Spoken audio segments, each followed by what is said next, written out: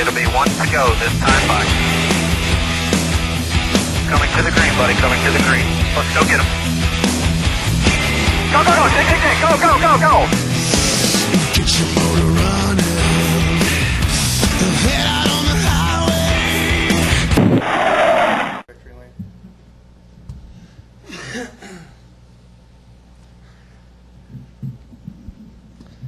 Thank you. We're going to start with Carl right now.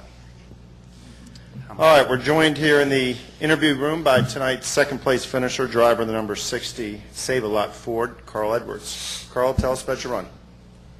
The guys did a really good job. They just, got the car as fast as we could get it, and I mean, we just were no match for the 18. And I mean, those guys were in a different. They were in a whole different league than I think everyone else tonight. So, second place is not good. I mean, we don't come here to run second, but the points were great for us. And that's something we can take out of here as a big win. Last week we took a big hit, so I was pretty proud of my guys. I think they did a really good job.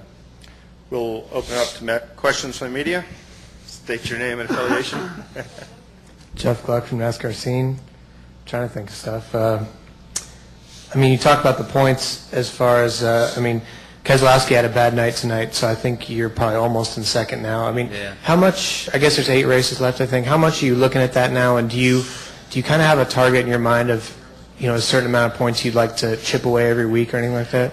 I think we were 240 behind Clint coming into this. So, 9 times, I guess, 30 a night would do great, but it's hard to pick up 30 points on Clint every week. I think we picked up probably somewhere in that neighborhood tonight. So, yeah, that's real good. I mean, that's our mission, is to win the championship. That's what we run this 60 car for. That's what we're trying to do. So that was a positive night for us. Last week just hurt us so bad.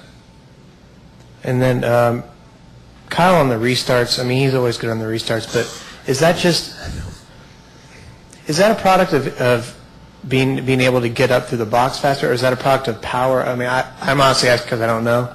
I'd have to say, he does a great job, but that car had a ton of steam, or however they had their their manifold set up or whatever to make power at certain RPM. There wasn't anything I could do.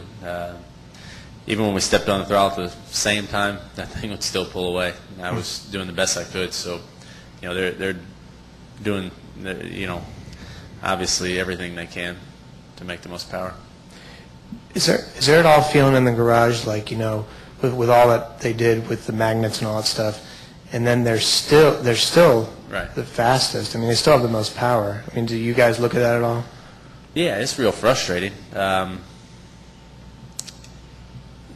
know those guys have suffered their penalty for that, though, and that's been talked about. And, I think that they're obviously doing a good job, but that car was spectacular tonight. They just did a great job, and I don't know if it's an advantage. I don't know where the advantage is exactly, but that car was amazing. So I don't know if there's a feeling in the garage. I think everyone was just a little bit, on our side, everybody on our team was just kind of disappointed, with how what was found there, and but I think Joe and JD and those guys, I believe that they are good people, and I think they'll step up and make sure that kind of stuff doesn't happen again. Additional, go to Lee. Looking at tomorrow, and Hendrick and Roush are tied here with the most wins. Very possibly it could come down between a battle between you and Jimmy. You guys have both had tremendous success on the 2-mile tracks. That being said, put Bob Osborne and Chad Canals into the equation, two of the most smart, brilliant guys on pit road.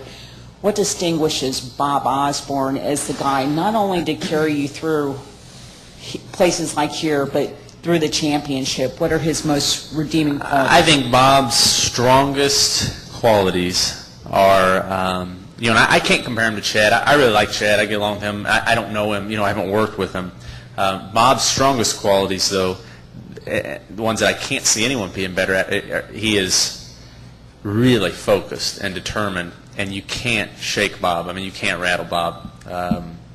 He's one of those people that could stand alone with his own opinion. If he believes he's right, he can stand alone no matter what anyone says and not sweat a bullet, not sweat a drop. So that's what I think the best quality about Bob is. Once he makes a decision and decides what we're going to do for the reasons that he thinks are right, he sticks with it, and he doesn't get flustered.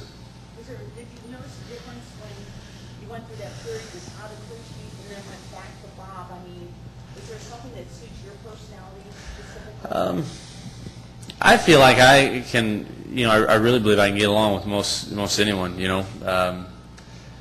but Bob and I really are so different, our personalities as far as, how we say things and how we do things. I think that the thing that's really good about us is he thinks of things a different way than I do. So I can kind of be all over the map and have all these ideas and thoughts and, be kind of sporadic, and Bob really sticks to a plan.